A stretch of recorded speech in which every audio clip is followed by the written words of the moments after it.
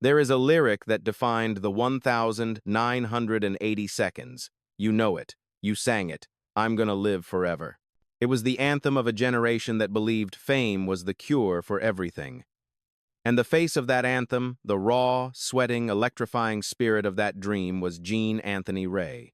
To the world, he was Leroy Johnson, the kid from the streets who didn't need ballet shoes to conquer the School of Performing Arts. He was the breakout star of the phenomenon called fame. He was the reason millions of kids in suburban America tried to do the splits in their living rooms. He was magic. But here is the brutal irony that history has tried to forget. The boy who sang about living forever died at 41. He didn't die on a red carpet. He didn't die surrounded by applause. He died broke, his body ravaged by a virus that the world was too scared to name, his legacy buried under sensational headlines about drugs, arrests, and madness. Let's cut straight to it. Some people walk into fame, others climb into it. But Gene Anthony Ray? He detonated. Before the world knew his name, there was a skinny kid in Harlem who danced like the ground owed him respect. A kid who didn't take ballet, didn't take jazz, didn't take a single formal lesson because he didn't need them. Rhythm lived in his blood, fire lived in his eyes, and trouble lived all around him. Hollywood fell in love with his authenticity. They loved the street attitude. They loved the danger he brought to the screen.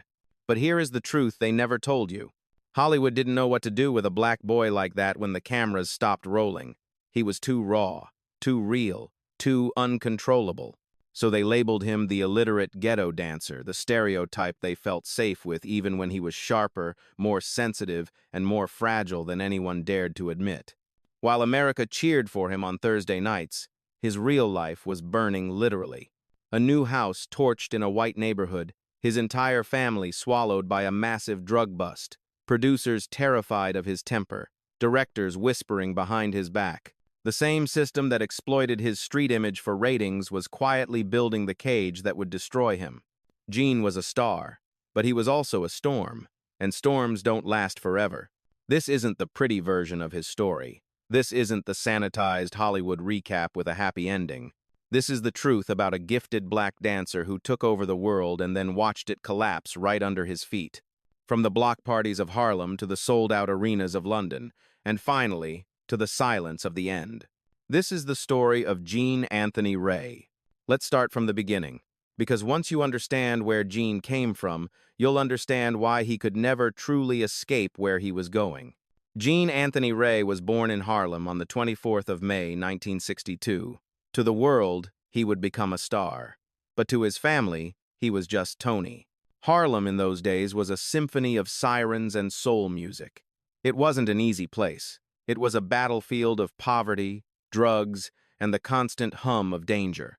But for Tony, the noise of the street wasn't something to fear. It was a rhythm to move to. Even before he could tie his shoes, people could feel something in him, something sharp, something bright, something you couldn't teach. He was only a toddler when a local newspaper printed a picture of him dancing, twisting his little body with the kind of confidence grown men spend their whole lives trying to find. Nobody told him to perform, he just did. Because for Tony, movement wasn't an activity, it was oxygen. While other future stars were taking expensive ballet lessons in climate-controlled studios, learning French terms like plié and pirouette, Gene was learning on the asphalt. He didn't have technique. He had instinct. He didn't count steps. He felt the beat. New York was a battlefield of dance crews, borough against borough, block against block, and Tony showed up ready. There is a misconception that male dancers are soft. Gene shattered that myth. He grew up fighting sometimes because he had to, sometimes because he wanted to. When boys on the block teased him for rolling with the girls to dance, he handled it quickly and fiercely. People learned not to underestimate the pretty boy with the braids and the smile. He wasn't soft. He wasn't scared. He was built from Harlem steel. His family, loud, complicated, and deeply connected to the streets, saw his talent not just as a hobby, but as a life raft. They guarded him. They pointed him toward something brighter than the corners they knew too well. But Gene was not an academic. He was accepted into the High School of Performing Arts, the very school that fame would later immortalize. But he didn't last. He was kicked out after 1 year. Why? Because you cannot put a storm in a jar. He didn't fit into the discipline of a classroom. He slapped a teacher. He rebelled. He was too wild for the institution. He was back on the streets. It seemed like his chance was over. But fate has a funny way of circling back. In 1979, Hollywood came to New York looking for kids to cast in a movie called Hot Lunch, which would later be renamed Fame. Thousands of kids lined up. Gene wasn't there. He missed the audition. But a few days later, his friends who had been cast told him to show up anyway. Just come, just try, just dance. He skipped school. He walked into that studio with nothing prepared. He didn't have a headshot. He didn't have a resume. He barely had an attitude that said he wanted to be there. The director, Alan Parker, was looking for a lead role, a character named Leroy Johnson. The script described Leroy as unpolished, angry, brilliant, and illiterate. When Gene walked into the room, the producers stopped breathing. He didn't just read the lines. He spat them out with a raw, authentic aggression that no acting school could teach. And when he danced, it was like watching a live wire snap. Alan Parker realized something immediately. Leroy Johnson wasn't a character he had to write anymore. He was standing right in front of him. Gene didn't get the role because he was the best actor. He got the role because he wasn't acting at all. Leroy Johnson wasn't written for Gene Anthony Ray. Gene Anthony Ray created him, and Hollywood had just met a force it could not control. When Fame hit the theaters in 1980, Gene Anthony Ray didn't just become famous, he became inevitable. The moment he stepped into the frame as Leroy Johnson, audiences felt something they had never seen before on a Hollywood screen. A black kid from Harlem who danced with the kind of honesty that could not be choreographed. He wasn't polished. He wasn't restrained. He wasn't shaped into Hollywood's safe idea of perfection. He was real. He was a spark, straight from the asphalt. And America couldn't look away. Teenagers flooded theaters. Girls screamed his name. Boys in the suburbs tried to copy his moves, only to learn that the rhythm in Gene's body wasn't imitation material, it was a gift from God. While other actors in the film were playing roles, Gene was simply vibrating. He was the id of the movie, the raw, untamed energy that drove the whole machine. When the film was turned into a television series in 1982, most of the original cast was replaced. But the producers knew one thing: you cannot replace Leroy. Gene was the only major lead brought over to the TV show. He was the pulse. He was the dangerous element that made a sanitized TV drama feel alive. The cast moved to Los Angeles to film. For a young man who had never really left Harlem, the shift was surreal. Suddenly, he was walking onto sets built like cities. He was driving expensive cars. He was the king of MGM Studios.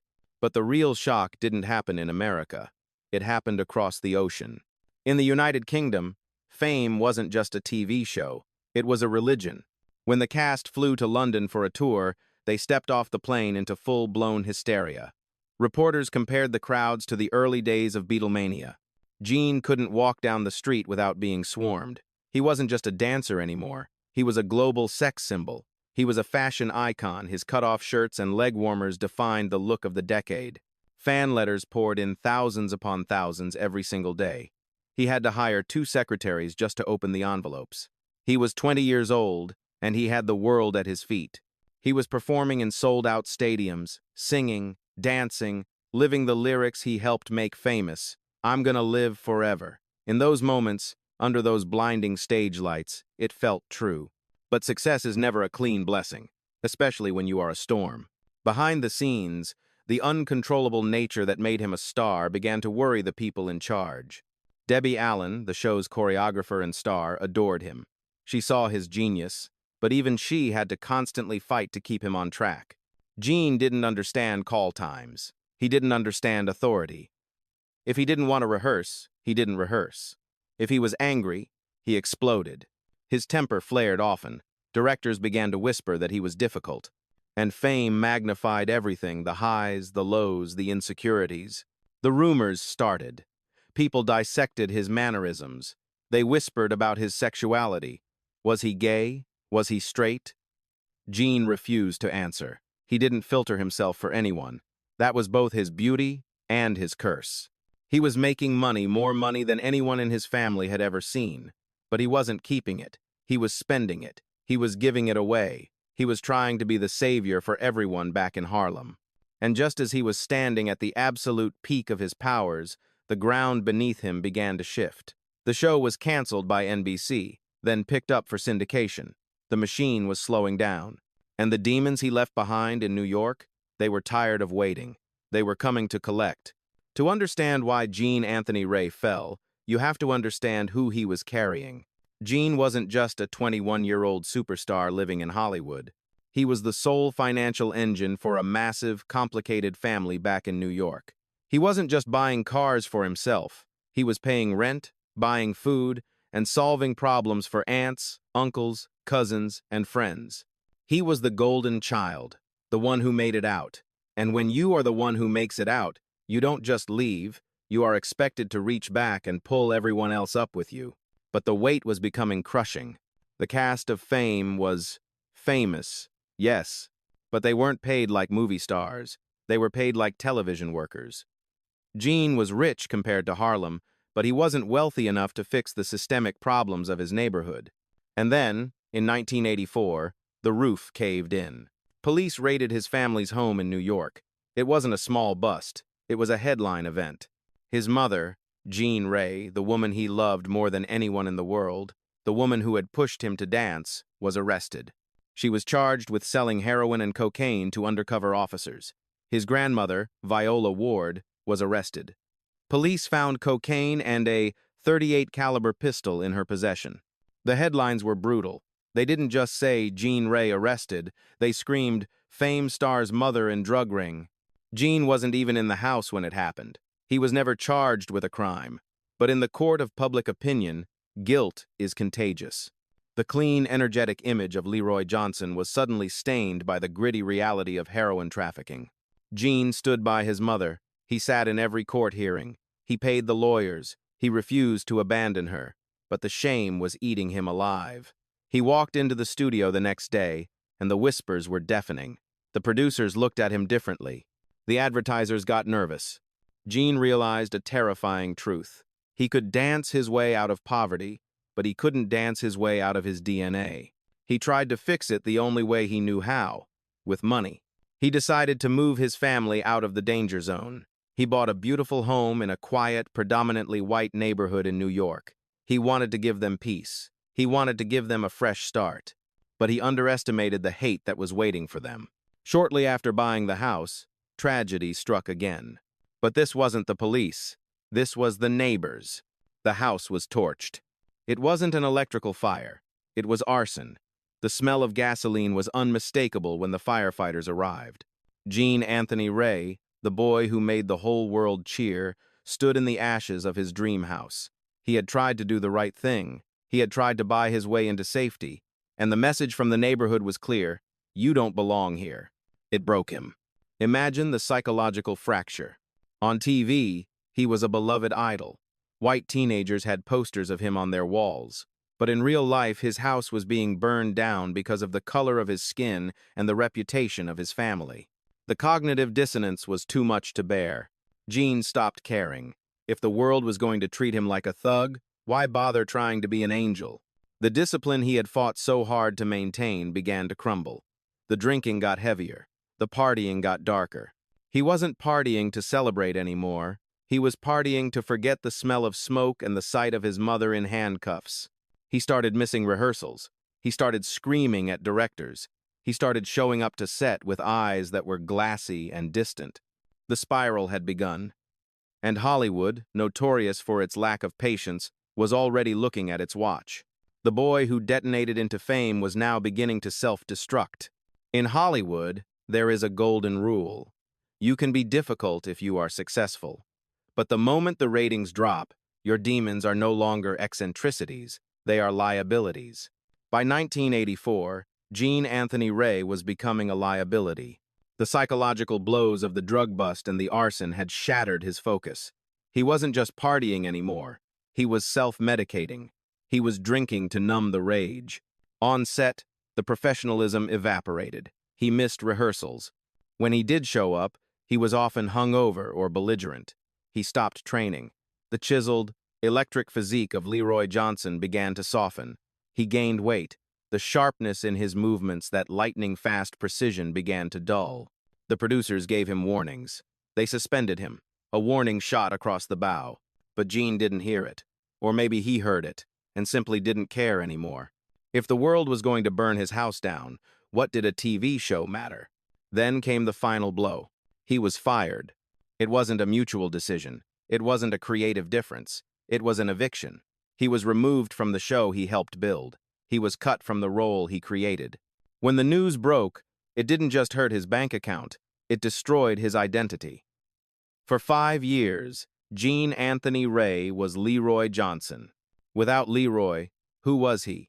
Just a kid from Harlem with a criminal record in his family and a bad reputation in the industry. After the firing, the silence was deafening. The phone that used to ring non-stop with offers suddenly went dead. The friends who drank his champagne disappeared. He locked himself inside his apartment. He ate junk food for months. He stopped dancing. He looked in the mirror one day and didn't recognize the man staring back. Not the body, not the eyes, not the spirit. Desperate to escape the shame, he ran. He didn't run back to Harlem. He ran to the only place where people still treated him like a god, Italy. In Milan and Rome, the obsession with fame was still alive. Gene moved there, hoping to find a time machine. He wanted to go back to 1982, and for a moment, it seemed to work. He appeared on Italian variety shows. He opened a dance school. He was surrounded by fans again. But it was a hollow victory. He was chasing a ghost. He was trying to perform the old moves with a body that was breaking down. There are painful clips from this era Gene appearing on European TV, trying to summon the old fire, but looking exhausted, sweaty, and lost. He was performing a caricature of himself. And underneath the sequins and the forced smiles, a new, invisible enemy was taking root in his blood.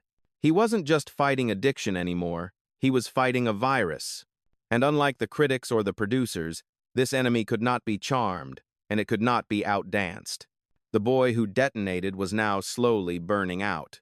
Italy was a bandage, not a cure.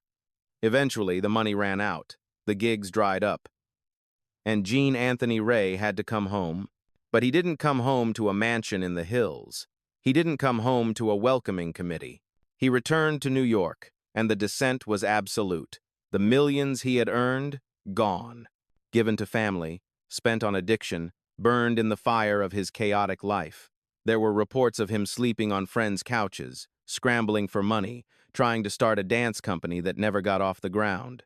The boy who once had 2 secretaries just to open his fan mail was now practically anonymous. And then, the final shadow fell over him. In the mid-90 seconds, Gene's health began to collapse. At first, people whispered it was just the drugs, but it was something deeper. Something that was decimating an entire generation of artists, dancers, and dreamers. HIV.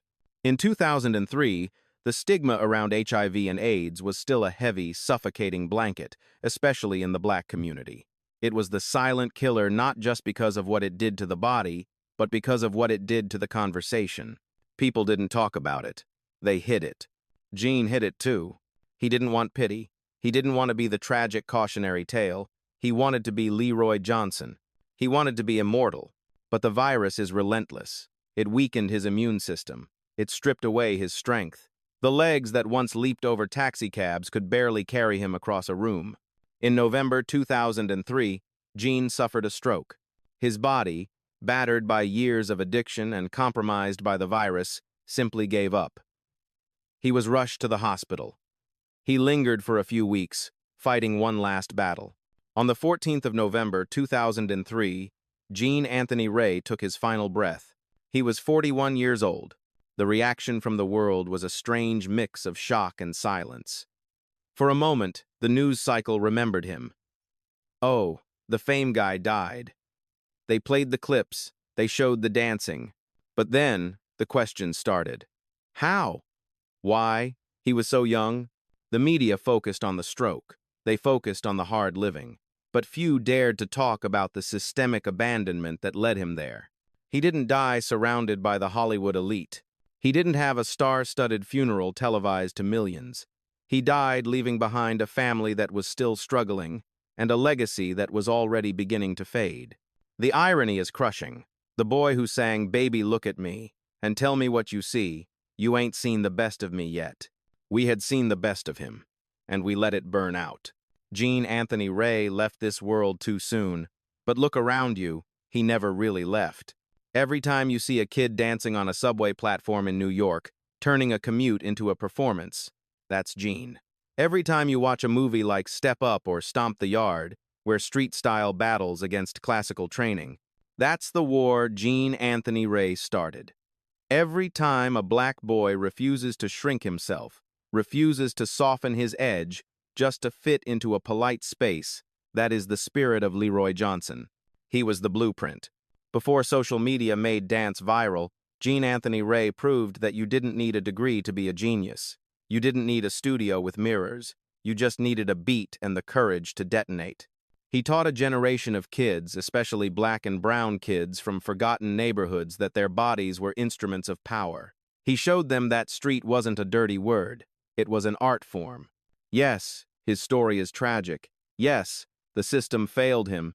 Hollywood used his fire to warm itself and then left him out in the cold. But tragedy doesn't erase impact. If anything, it makes the lesson clearer. Talent is precious. It needs to be protected. It needs to be nurtured, not just consumed. So, how do we remember him? Don't remember him as the victim of the 80 seconds. Remember him as the storm. Remember him as the unpolished, undeniable, unstoppable force who looked into the camera and promised he would live forever. And in a way, he kept that promise. Because as long as there is a kid somewhere in Harlem, or London, or Tokyo, moving to a rhythm that no one else can hear, Gene Anthony Ray is still dancing. Did Gene Anthony Ray inspire you to dance? Do you remember watching Fame? Let us know in the comments below. And if you believe that true legends should never be forgotten, hit that like button and share this video. We are on a mission to tell the stories that Hollywood tries to hide. Subscribe and turn on notifications so you don't miss the next one. Keep moving.